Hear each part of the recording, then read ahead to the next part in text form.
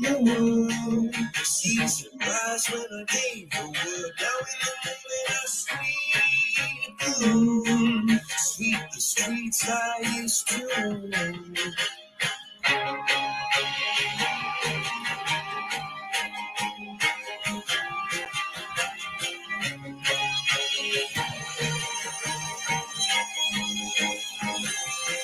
used to roll the dice, feel the fear in my enemy's eyes.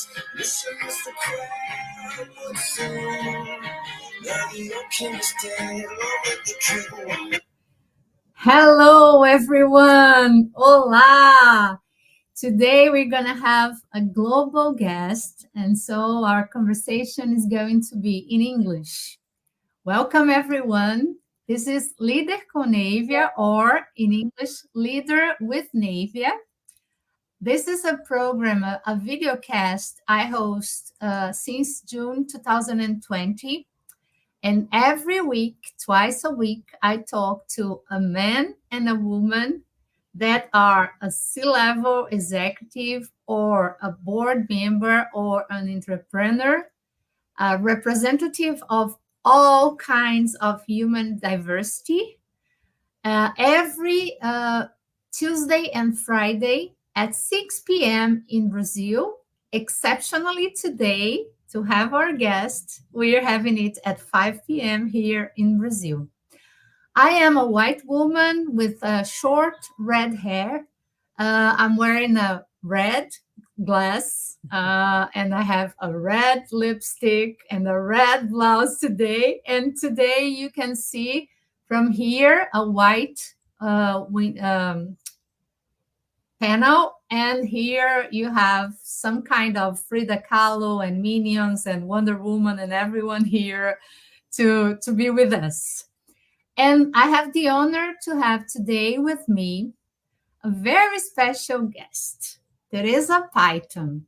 Theresa is one of the most respected U.S. authorities on secure digital transformation and is frequently requested to advise boards of global companies, CEOs, and technology executives.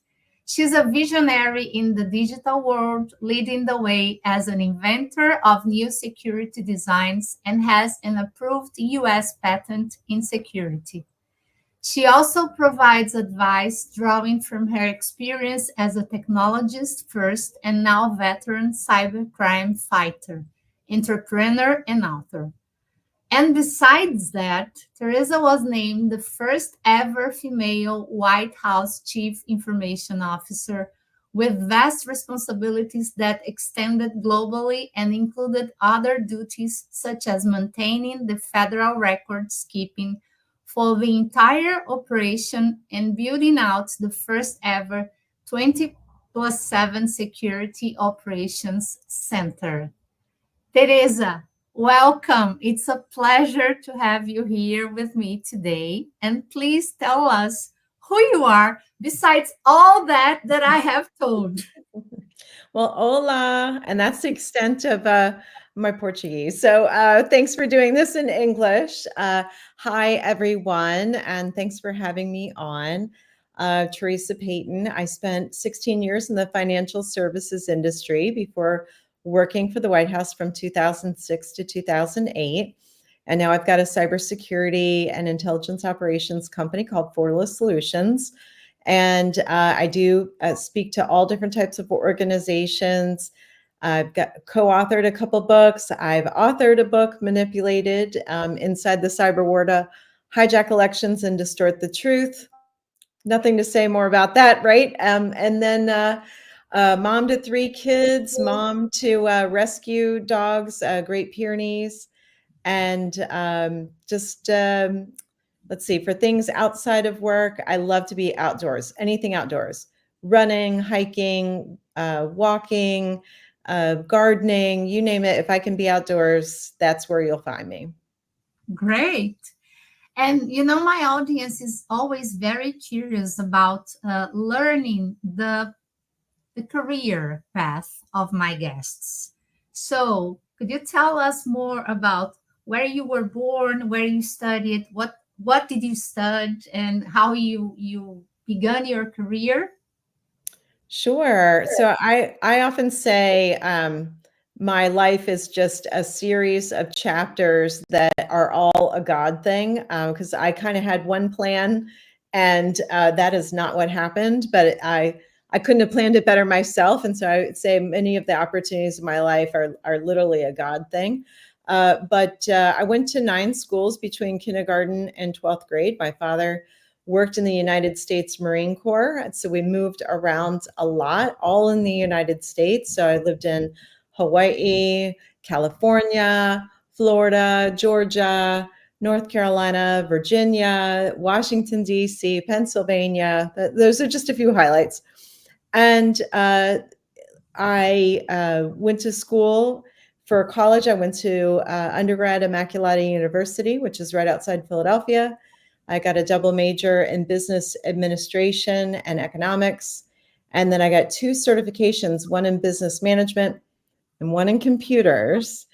And that opened up doors for me. So if you had asked me when I was leaving undergraduate school at Immaculata University, hey, what are you going to do? I would have said, well, I'm going to make plans to go to law school. I'm going to do international finance trade law, probably run for US Senate when I'm older. I didn't go to law school. I didn't do international trade law. And I don't think I'm going to run for the US Senate. So, and then I met and married my husband. He went to the Naval Academy.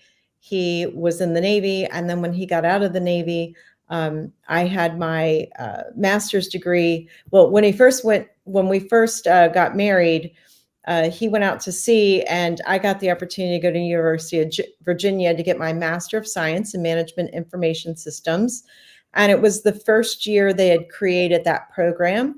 And it's been great to see that program grow. I go back to Immaculata University multiple times a year, and I go to UVA both virtually and in person. I try to get there every single year to speak to the students and work with the faculty. And interestingly enough, left graduate school, and my husband was stationed in Florida. And so I got the opportunity to work for Barnett Bank, which is now part of Bank of America. And then once I worked at Barnett Bank and he was out of the Navy, we went to North Carolina. I worked for First Union through the Wachovia merger. That's now called Wells Fargo. For those of you who follow the family tree of United States banking, all these names kind of change. And then I was actually at Bank of America when the White House called with the job opportunity. And it's a call I almost didn't return because I thought it was social engineering, because I thought the White House is not calling me. I don't know anybody there. And so this can't possibly be for real, but I'm so glad I returned the call and had the opportunity to work there for President George W. Bush, again, 2006 to 2008.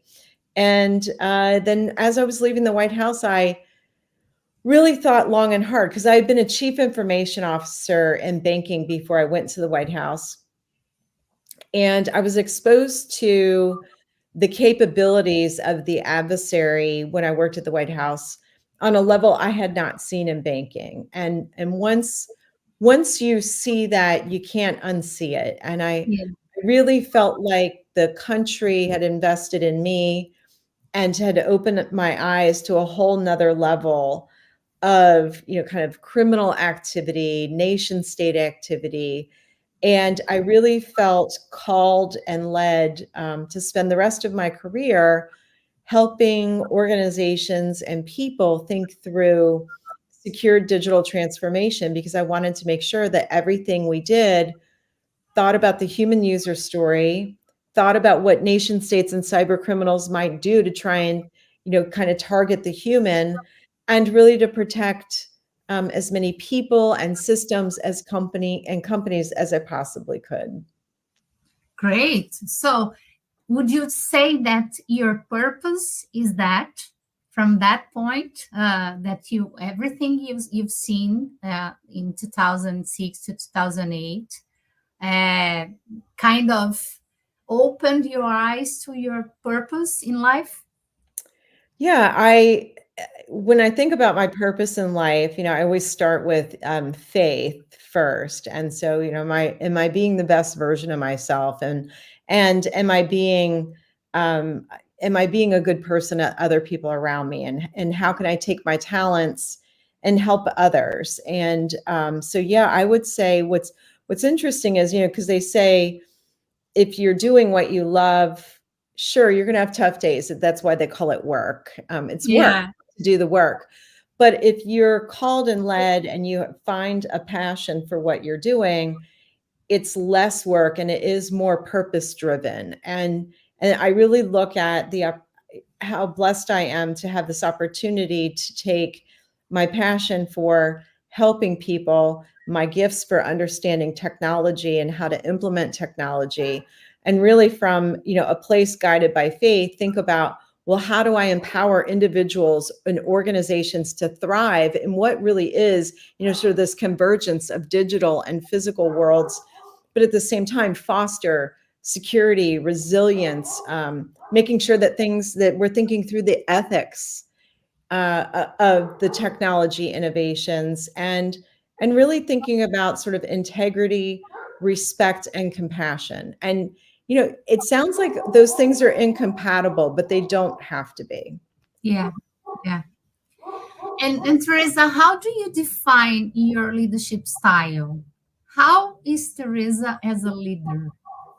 Yeah, I think it's a great question, and it probably depends on what the focus is on.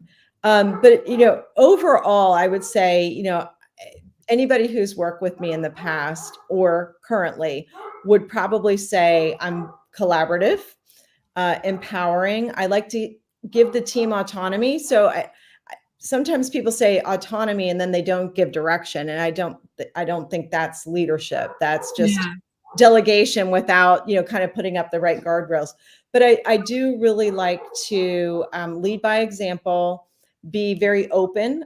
So say to people, here's the assignment, spend the time explaining the assignment, but then say, I'm happy to be a sounding board, I'm happy to get creative with you, I'm happy to talk through this with you, and give people that autonomy, but also be approachable so that when you do get to that right end product, it's what you're expecting.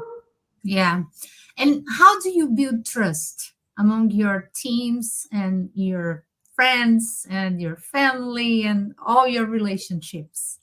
No, it's a great question. And, trust is something you have to earn it over time.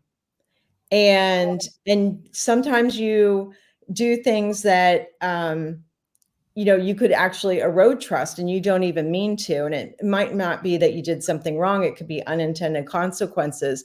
But trust is definitely one of those things where you have to earn it. You have to prove it. You have to invest in it. It's a way of life. It's a journey. It's not a destination. You don't achieve trust and then you're done. Like, Yeah. so you have to constantly be investing in that. And that, I mean that both in your personal relationships as well as your work relationships. So transparency, really goal setting. Hey, I've got a goal. What's your goal? Really understanding from the other person's point of view, consistent communication around your goals, your needs, understanding other people's goals and their needs, delivering on promises, even when you don't feel like it. And I think it starts really with the small things. So if you made a commitment to have coffee with somebody and all of a sudden you're having a really rough day and it's like, wow, I could cancel that coffee and I could sit and get some work done. But if you made that commitment, that other person is looking forward to having that Yeah. conversation with you. And so be transparent. So either say to them, look, I'm afraid I'm not going to be focused on our coffee because I'm so far behind. Or, you know what? I just want you to know I am so looking forward to seeing you, and I'm going to be scatterbrained when I see you because I'm so far behind. So really transparency and honoring those commitments, even on the most simple level as like, I agreed to a 30-minute coffee. Well, then you should do it. And if you're not going to do it, be transparent as to why. And it's those little things that matter that I think add up in a relationship with somebody, both personally and professionally, that they know they can count on you. And they know when you say, look, I have to break my commitment, and you explain why, they know that you're doing it from a place of integrity. And integrity really is defined by, are you consistent in what you say? you're about and what you're going to do. Yeah, perfect. And Teresa, how do you develop your communication skills? Because this is something I'm always very interested in from the communications sector. And most very frequently, I see leaders not paying attention to the responsibility that comes with communications. And it's a skill that you can develop. And so, how have you developed your communication skills all over your career? And are you still developing it? Yes. And I would say, I don't think, at least for me personally, I don't feel like I'm anywhere near perfection on great communication. And I'm constantly thinking about what can I do to improve for a variety of reasons. One is the way we work, the way we live is changing. The idea that you and I are not in a studio together having this, right? 7 years ago would have been unheard of. It would be like, no, we're going to get together. We're going to be in a studio and we're going to do this. And now here we are doing this virtually. And so I think a lot about, am I keeping pace with how other people choose to be communicated to? Because if you're only thinking one way of, I need to get this message across and it's my style and my way, well, unless the person on the other side of the table is ready to receive your style in your way, you're going to Yeah, miss everybody else. And so I'm always thinking about, who am I talking to? What are we talking about? And how do they like communication to be? Some people would prefer messaging. That's just their style. Some people would prefer a conversation like this. Some people, their preference is in person if it's possible. And then the other thing too is, I would say my communication strategy has evolved over time. When I first started working, I felt like my bosses needed to know, almost like in school where it was like, I need you to show your work, not just the answer, right? My bosses would be like, I don't need you to show me your work unless I ask you. So it's kind of interesting to see over your career. And then I always thought, well, short and succinct is best, right? The financial services industry kind of drives that into you. The White House definitely does. But now I realize, running a company, people of all different demographics working for me, clients of all different demographics that we're serving, you really have to, almost have a custom, bespoke way of reaching these different audiences. So I would yeah, say I'm still working on it and I'm constantly looking for ways to improve. great. How do you deal with mistakes? I think it's a great question. And one is, sometimes you actually don't know you made the mistake. Somebody brings it to you. And I've learned over the years, because I used to feel like, okay, so I heard the mistake and let me tell you why I made the mistake. And a lot of times it's better to just say thank you in that moment. Like, thank you for highlighting for me. Can I think about this and get back to you? But I really value the fact that you brought it to me. And when you do that, especially for people who see themselves as subordinate to you, your own employees, or think maybe somebody more junior in their career, or even in your personal life, somebody who's younger than you. When you do that, when you say, that takes a lot of courage to come and tell me that. And I really appreciate you for doing that and thinking of me. And can you give me some time to think about what you said and come back? That I find for me personally, with my personality type, because I'm a solutions person and I'm very goal oriented. So I'm like, okay, let's fix it now. Let's solution it now. And that's not always the best thing. Sometimes it is good to ponder and to think. But I always look for the opportunity to thank the person for having the courage to come and tell me. When I realize I've made a mistake, and it's taken me years to get to this point, I will tell the person, I have to tell you, I made a mistake. I misunderstood, or I read that totally different than what you were saying. And I'm so sorry. I'm going to go back and reread it, or whatever it is. And I think that when you do that, we were just talking about how trust is earned, and it's an ongoing journey. It's never a destination. It's an ongoing evolution and journey. Making a mistake and telling people, owning up to it and course correcting, that earns trust with people, because they know you're not going to defend the mistake and just kind of double down on it and make it worse. They know that you know how to take input, see it, and then make new decisions based on new inputs. Great. And if other people make the mistakes, it's easier for you? This is a tough one, because not everybody's ready to receive coaching. And, sometimes there's a good time to coach. And I would, praise publicly, coach privately. But even with the coach privately, you have to make sure that they're in a space where they know that you're coming with care and concern, and that you're doing it from a coaching and mentoring versus disciplinary action. And that can be tough, especially once you're in a more senior role, whether it's age, years of service, or your title. So coaching can be, you have to decide how to have the coaching delivered. And sometimes when you're in a senior executive role, it's actually better to talk to somebody who is maybe their direct supervisor and say, I've observed these things. I don't want to intimidate the person. Have you observed it too? I think it would be a good idea for you to talk with them. And sometimes then that person feels like, gosh, it didn't go all the way up to the top. I've got space to recover. I've got space to learn from this. So I am very mindful of what position is the person in. Are they emotionally and mentally ready to receive feedback? And then, sometimes all mistakes don't have to be corrected. Yeah. Sometimes you can let the moment pass, and whether it's in your personal life or in your work life. And sometimes I found just thinking, well, nobody's gonna, the world's not gonna end based on this person's mistake, and maybe not say anything and see if they have enough self-awareness to see and bring up what they're going to do to remedy the situation.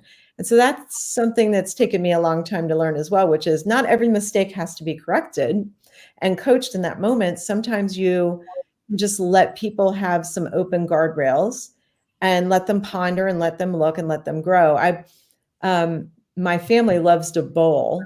And so a good bowling analogy I would say is, you get gutter balls, right? And sometimes you don't need everybody around you pointing out the fact that you just got a gutter ball and what you did wrong. Sometimes you just need some space to be like, okay, well, I stood over here and I threw the ball that way and that didn't work. You don't need everybody pointing out your mistake. Yeah. You want to kind of have a moment to think about it before you go back up to throw that bowling ball again. Yeah, Camille is here, and she's asking you, what kind of life and work lessons have you learned during your White House gig? Oh, it's a great question. What I would say, because the White House operation, financial services is truly 24/7. Even most governments tell financial services, like, you can't be closed more than so many days in a row. It really, truly is a 24/7 operation.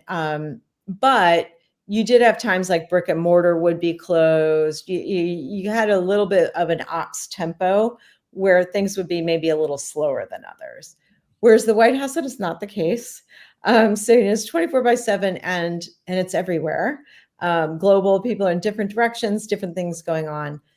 And so I had to learn I can't actually possibly do it all every day. And I thought I was good at delegating before I got there, but there would literally have to be parts of the organization. For example, when I first got there, I didn't have my full security clearance. So there were things reporting to me. I didn't have a clearance to know anything about it. Couldn't ask deep questions, couldn't inspect it. And I just had to trust that the work was getting done and ask enough right questions that didn't slip over into the boundary of knowing things I shouldn't know. And so that just taught me a lot about where I needed to kind of change and adjust my leadership style in order for my team to be successful and for me to be successful. Yeah, great. In the beginning of our conversation, you said that during your White House period, you were exposed to all the risks and that we are exposed from now on. That you didn't have the vision, the complete vision, and it was 18 no 16 years ago that you left White House, so it only got worse. I can imagine from what I can see. From your perspective, what are the main risks we are exposed now with AI, with everything that it's ahead of us now? Yeah, I mean, so interesting because we still have the same older technology problems, and now we're layering in new technology. Yeah. For example, there are still instances of people accidentally posting passwords or personally identifiable information that are housed in spreadsheets, and happen to be in the public cloud versus the private cloud. I mean, kind of some things that are fairly old problems. And so we still have those. And now we're layering on top of that new technology, new techniques, new tactics by criminals. And so it's almost as if we didn't solve the old problems and we're just layering new ones on. And that can be a little daunting. But I do have a lot of optimism that with these newer technologies coming out, that perhaps we can actually do a better job of getting rid of some of those older problems. Being able to, perhaps use predictive AI analytics to scour the web in a more effective way, looking for those passwords, looking for those data files, and getting those scrubbed and getting those taken down. Um, looking for anomalies in traffic that is both trying to knock on the door to get into our systems and may already be in our systems and traversing around an enterprise. So there is tremendous opportunity with the technology coming. But I really think it all comes down to, we oftentimes in technology and certainly in security seem to actually forget about the human user story. So we forget about you. We forget about what you're doing before you come to use the technology, how complicated your life is while you're using the technology, all the multitasking that you're doing and probably doing something else. And candidly, that's where the criminals and the nation state strike, is in those thin spaces between your human user story and where we have privacy, security, and safety around you. And they know where those opportunities are, and that's where they strike. And so I'm incredibly hopeful that the new technologies being presented are going to help us. But at the same time, we're not done fighting the old battles, and we're going to have some new battles we're going to be facing. Yeah, and as you were talking, those old problems are also so basic, and we are getting very complex problems, still not solving the basic ones. So it's a challenge, but I love your optimism because we have to be optimists. We do. So Marina is here asking to you, what were the biggest challenges you faced as White House CIO in relation to cybersecurity, and how do you see these threats evolving today? Yes, I mean, I think for starters, and this probably isn't different than things that other people face. I mean, obviously it's maybe higher stakes, but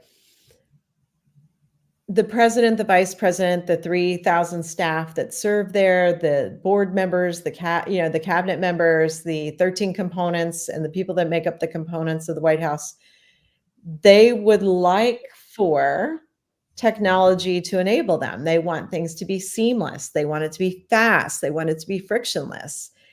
And the challenging part is, a lot of times when you are thinking about safety, security, resiliency, any regulatory obligations, that is not typically in the design, fast, frictionless, and seamless, right?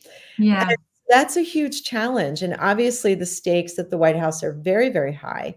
So those challenges are the same at nonprofits and for profit companies as they are at the White House.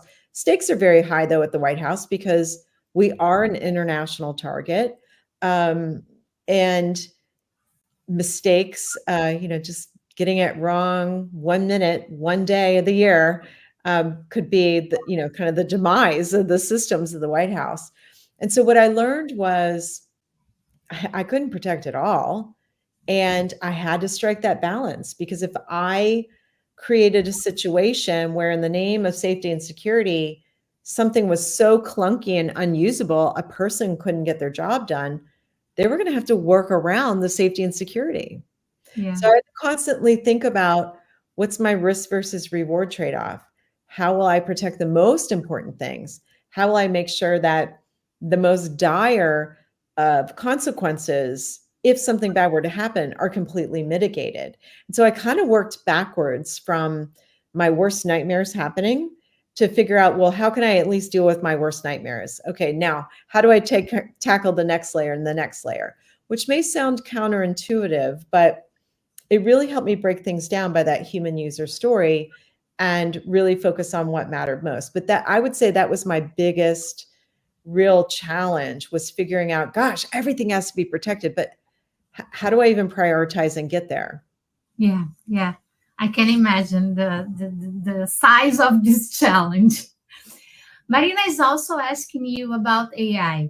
What are the main concerns related to children's privacy, and what measures can parents take to protect their children's personal data? I'm raising 3 Gen Zs. That's why I just realized I just sighed out loud on this podcast. We're failing them. Yeah, miserably. Yeah, we are failing them. And the idea, hey, parents, you just need to talk to your kids. I do talk to mine. It's exhausting. And there's so many great things that come out of the technology. Like, I think about, so let's focus on the positive first, and then let's talk about the dangers. I mean, the positives about the technology are, when we all had to go into that terrible lockdown phase during the pandemic to try to save as many lives as possible, our children were able to continue their education. And although not ideal, they were able to continue to socialize. They could get on a gaming platform and get on, a video conference like this and see each other and talk to each other and at least have social. But what we have to remember about that time period is we basically told them, this is as good as being in person. They had a year to maybe 2 years of a hybrid environment or all total virtual environment. And so now they have a different perspective of being online versus offline, because their reality for a big chunk of their life now is like, this is perfectly okay and this is perfectly normal. And I was told to trust being here. And that's getting us into trouble now because we don't have enough guardrails on the technology. We had this lockdown period that wasn't that long ago. That's a big portion of young Yeah. people's living and existence. And now we see, so for example, a young man grew an emotional attachment to an AI avatar, and he ended up committing suicide to basically, he felt like he was being encouraged to commit suicide to join the avatar. And the parents are going to be suing. And it's incredibly sad for everybody. Nobody wants their technology to do that to children. Nobody does. And so we've got to do a better job. Internationally, we have got to have discussions like, we're late. We're so late. We missed it on social media. Yeah. And there's a lot of tough lessons learned from social media that we need to be pulling forward with a huge sense of urgency, because it's not just mental wellness that relies on this. I mean, literally lives are at stake. Yeah. Yeah. I agree with you.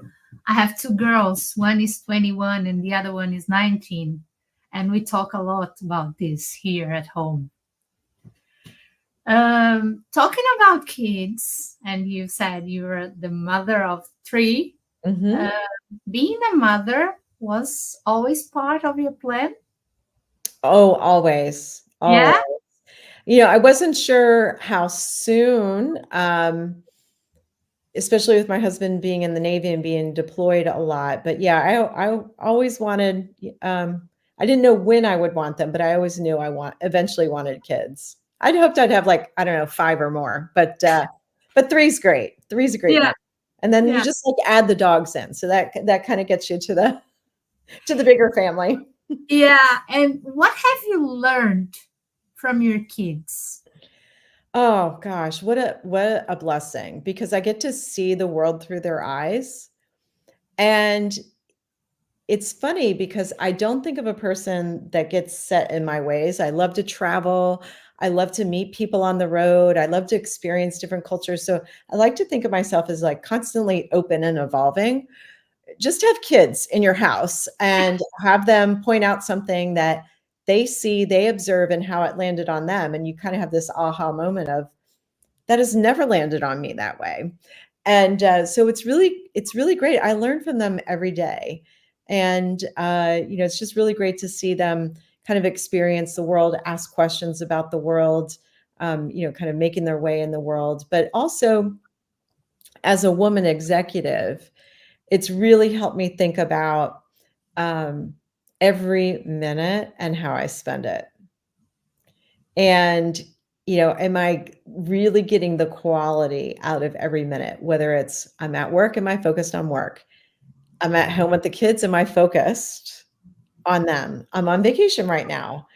Maybe I worked in the morning before everybody got up, but then when everybody's up, am I focused? And so it really has taught me to think about the quality of how I spend my minutes. And, it's one of those things, because it could be very easy to get caught up in like watching the news or doom scrolling or things like that. And because I know that the quality of every minute is really important, it really kind of helps sort of set some boundaries for me. And like my own boundaries will kind of tell me like, probably don't need to be doing this today. You've got other things that are more important from a Mhm. quality perspective of where to spend your time.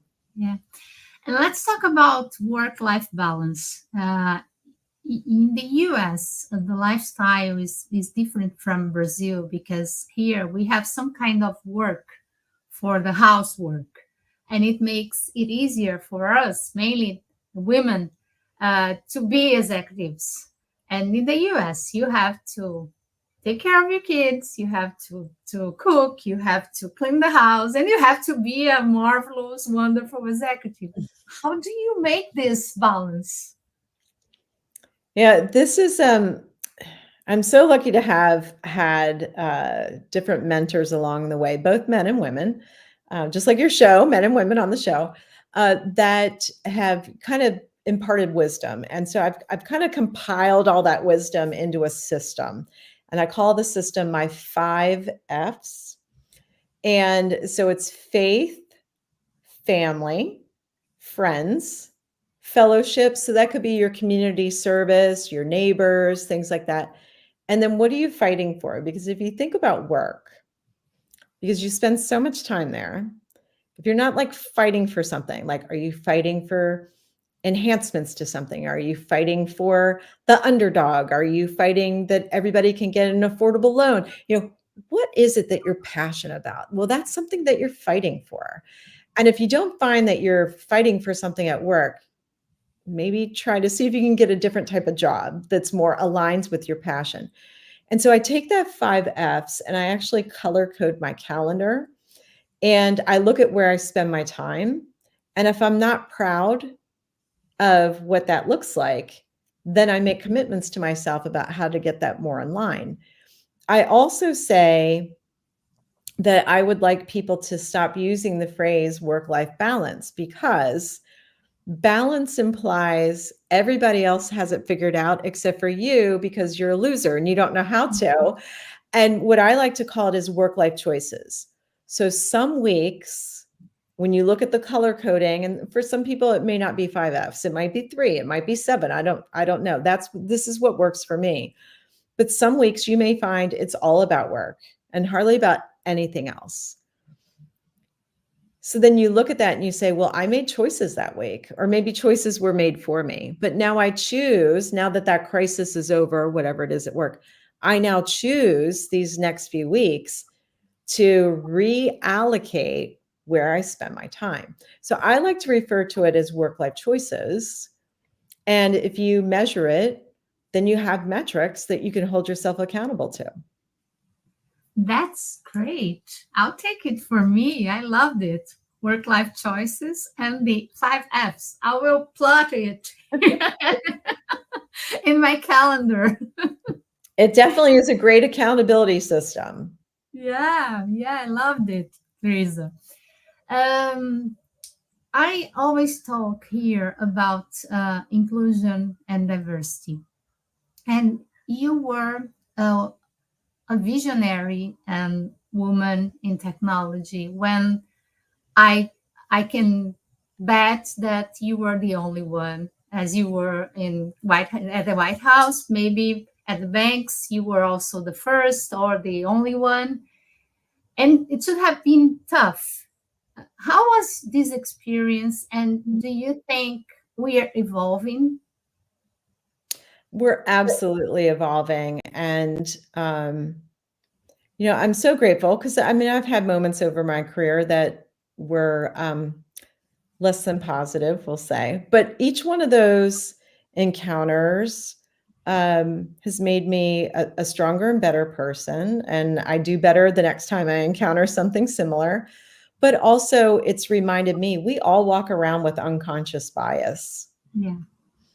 And so I really think long and hard about the impact of somebody's intentions on me coming up through my career. And I think to myself, have you had an unconscious bias? And have you had an unattended impact on somebody because of something you said or you did? And you should check yourself at the door. Are you doing anything unconsciously that makes somebody else feel the way you're feeling right now? And so I take the opportunities when those happen. I mean, in the moment, it doesn't feel great. But then I kind of reflect on it and say, okay, so the question you have to ask yourself is there anything you currently do that maybe has that feeling, that negative impact on somebody else, and what can you change? And so I would say things have definitely changed for the better. I'll give you a quick example. I've had 3 kids while working in the workforce, and all 3 children, I made a commitment to myself that I would nurse and or pump until they were 1 year old. Wow. I have had to live up to that commitment to myself and to my children. There were no mother's rooms almost every place I worked. I was having to lock myself in a supply closet and put a sign on the door before I locked the closet, and people would knock on the door and ask me if I could pass them a pen. I mean, so a lot has changed since then, and I'm so happy that has happened. And I would say too, a lot of companies, they offer paternity leave, and what a great gift. Yeah. That has happened. Thankfully, my husband worked at a bank that did offer paternity leave, and he wasn't afraid to take it. He had a few people say, I don't think that's a good idea. And he goes, it's a benefit. I'm going to take it. I need to help my wife out. So I think there's a lot that has changed for the better. Can we do more? Can we be better? Absolutely. We can always be better versions of ourselves, whether it's a company, an enterprise, a nonprofit, or us as individuals. So I think we can always go back to the drawing board and say, things are getting better, but how much better could they be if we made a few more tweaks, a few more changes? We certainly need to encourage more people to be comfortable if they want to have children, whether it's adopt or have a family or not. We need to, encourage people to pursue the lifestyle that they feel is best for them, and then be supportive of whatever that is. For some people, they're caring for aging parents. How hard is it to keep working and keep your career going if you're also the caregiver for your aging parents? Maybe you've got Maybe you don't have children, but maybe you're responsible for your aunties and uncles. So there's a lot that I think we can do to continue to improve as we have elders in our lives and we have young people in our lives. And, we've got people counting us in our personal lives while they're also counting on us at work, and finding ways to be supportive of that is really critical. Yeah. And here in Brazil, we are starting to talk about ageism. And we, during our discussions, the discussions we have, it seems that women are also most impacted by ageism here in Brazil than men. We have the feeling that when we are young, we are not included because we are very young. Then, when we are in our motherhood time, that we want to have kids from 30 to 40 years old, we are not included because we are moms and they think our priorities are the kids. And now when we are 50 plus, that everything is solved and we can do our best. We are not included because we are old. Do you have this feeling in the US? Is it a reality for you? Because sometimes when I talk to my friends that live in the US, even if they are Americans or not, I have the feeling that it's a little bit different. Maybe in the US, women 50 plus are more included than here in Brazil. Yeah, I think it's an interesting dynamic. The one thing I do see is sometimes it does follow economic cycles. So if the job market is very competitive for employers, a lot of times that gets toned down because they need everybody and they're having a hard time filling jobs. And then when employers are pulling back or the economy is slowing down a little bit, that's when you start to see people kind of fall off the edges, right? So it's like, well, you don't have enough experience. And then people say, well, wait a minute, this is an entry level job. Yeah, but we want 2 years of experience. Well, how does one get experience for entry level job? And then the same thing on the other end of the spectrum. There's, could be that perspective. Even when you're in your 50s, it's like, well, your parents are grown, but do you have responsibility for your parents? And are you slowing down? And, are you still really kind of gunning for the next thing? And are you going to be a go-getter? And I think it's really important for enterprises to think through your diversity mix. And diversity is not just socioeconomic, demographics, and gender. It's also walks of life experiences. Yeah. And if you want to get a really high performing team, they can't all be the same age group. And they can't all have the same life experiences.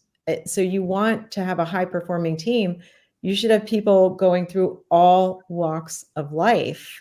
You're going to get the best creative solutions and the best performance because everybody's going to be able to, kind of ebb and flow and bring different things to the table. That if everybody's straight out of school with no kids and not married and they just only focus on work, then you're probably only going to get a few different points of view. Yeah. If you have people from all different walks of life sitting down to solve complex problems for your organization, they're going to bring with them all of those backgrounds and experiences. And you're going to be a higher performing team as a result. Yeah, for sure. What was your main learning from pandemic, Theresa?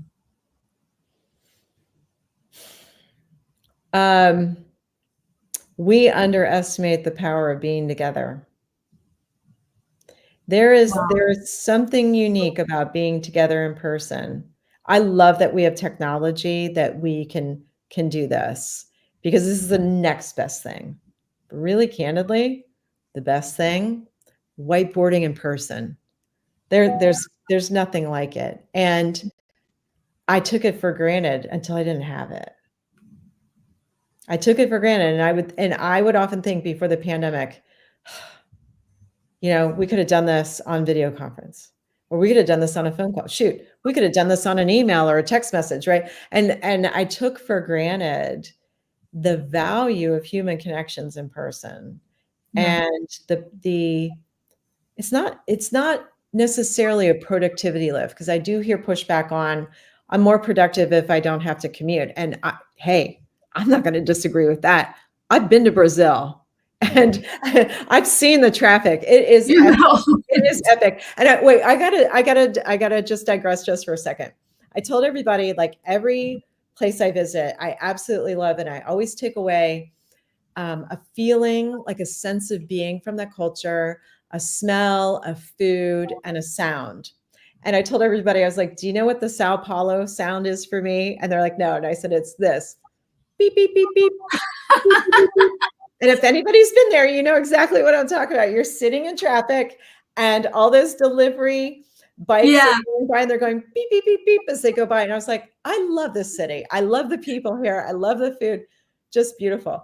But I I realized that it's not just about the productivity, that human connection. There is an energy that is produced when we are together. Yeah. That there's an essence about us that when we're together, that energy is not something you can replicate on video. Yeah. For And sure. so that was my biggest aha from the pandemic, is to never take that for granted again. I love this technology. I love this medium. I, like anybody else, like a no commute or a short commute. But if I can get together with somebody to whiteboard something in person, that's my preferred mode. Great. I agree with you. How do you take care of your health? This is a daily thing. So I have a routine and I try to stick to it no matter what time zone I'm in. I get up very, very early, and I get up and I pray, and then I work out. And that is a routine I try not to break. And I pack things with me. So I take tea, drink a lot of water.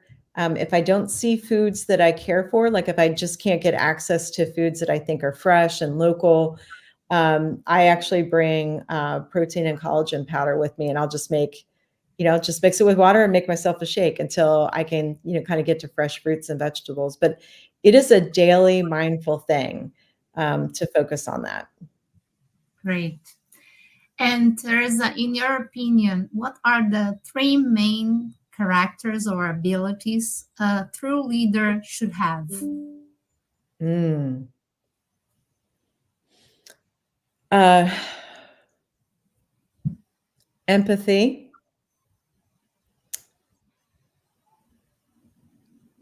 ability to make a decision even if all the data is not there, fostering a culture where risk is encouraged, including calculated opportunities for failure, because you cannot reach the next level of optimum performance, innovation, breakthroughs without taking risks. And if you aren't failing once in a while, you didn't take risks. That's not risks. But you don't want to fail big and colossal that you can never recover from it. So you have to be a leader that will create the space, and almost like the lab environment, if you will, that, like, it's okay to fail fast and fail small and learn from it. And then that's where the breakthrough performance and innovation comes from, is the next iteration, the next iteration. So those would be, I would say, kind of the three important qualities of a leader. Yeah, I loved it. What prevents you from sleeping? I sleep pretty well, but not for very long. Um, I'm a big person on, like, if a bunch of stuff is in my head before I go to bed, I write it all down and I'm like, you can deal with it tomorrow. So that's a practice I have. If I do wake up, it's typically I'm thinking about a client or a case or somebody who in my personal life has asked me to pray for them. And so sometimes those things sit very heavy on my heart. And the heart and the mind are interconnected. And so sometimes my brain will wake me up thinking about that thing, which is why I'm a big fan of, before you go to bed, if there's a lot of things racing in your head, just write them all down. Even if it doesn't make sense to you, it doesn't have to be organized. Just write them all down and just say to your brain, I'll look at this tomorrow. Great. What is your biggest dream? My biggest dream? Yeah. Mm. From a professional perspective, it would be achieving true, like, personal security and safety, in sort of this digital world. From a personal perspective, there's a lot of fear and misunderstanding and, maybe anger and hate. And so from a personal perspective, being able to, a dream would be that people could find a path to peace and to happiness and to really understanding the underlying, anger, and getting to a better place on that. So if I could wave a magic wand, those would be my two things. Great. Have you ever stepped back from doing something because you were afraid of? Sure. I mean, a lot of times when you run a company, certain opportunities present themselves, and you may look at it and just think, "There's so many unknowns here, and this could put the company at risk." And so, sure. I mean, and same thing personally. Different opportunities have come my way, and I don't know if it's fear, but I mean, maybe it was just kind of doing the decision tree process on it and just saying, this sounds intriguing, but something's telling me it doesn't align with my 5 Fs. And so even though on paper it looks crazy to pass up, it doesn't align. And so I don't know if that's fear or if that's just hesitation. Okay. Sure. Okay. Fear and fight or flight are natural reactions that keep us alive. And so I think that, kind of the big thing is can you reflect on why did I have that reaction? And to ask yourself, like, if I went into flight mode, was that the right thing to do? And why did I have that reaction? I think that's really key. Yeah. Is there anything you would like to do and you haven't done yet because you were afraid? I would like to skydive, but my husband and Bridget was part of the recruiting process at the White House. We're good friends. She's also a partner in my firm. And she says there's not enough key man life insurance on you. So they're afraid for me. So I have not been skydiving. Yeah, I would love to skydive, but since I was a mom, I gave up this idea. So Mhm. it's not It's going to happen. it's probably best, yes. So before I ask you the last question, to be very punctual, I want to thank everyone that was here with us with this wonderful conversation full of insights with Theresa, and ask you to be with me next week on Tuesday. Gabriela Diaz from Único will be here, and on Friday, Leonardo Lima will be here with us. He's a very, very inspiring leader, and he is leading the manifesto number 5 in favor of gender equality here in Brazil. It's a kind of a he for she initiative. Teresa, what is the legacy you want to leave? How do you want to be remembered? I hope that people will remember me as somebody who, worked very hard to make sure everybody was safe and secure, relentless about looking for justice for victims of cybercrime, and then I hope people would remember me as a faith-based person who always reached out with grace and hope and love. That's what I hope I would be remembered for. So great. Would you leave a message for women that want to have a career path just like you in technology, in cybersecurity? Yeah. So what I would say is there's going to be plenty of people in the world who maybe intentionally or unintentionally will hold you back. So just don't do it to yourself. Go for it. You're more ready than you think you are. Great. Teresa, thank you for this great conversation. It was a pleasure. Thanks for to having meeting me. you virtually. And next time you come to Brazil, I promise I'll meet you. Okay, perfect. And just remember, beep, beep, beep, beep. Thank you very much. Have a great weekend with your family, with your loved ones.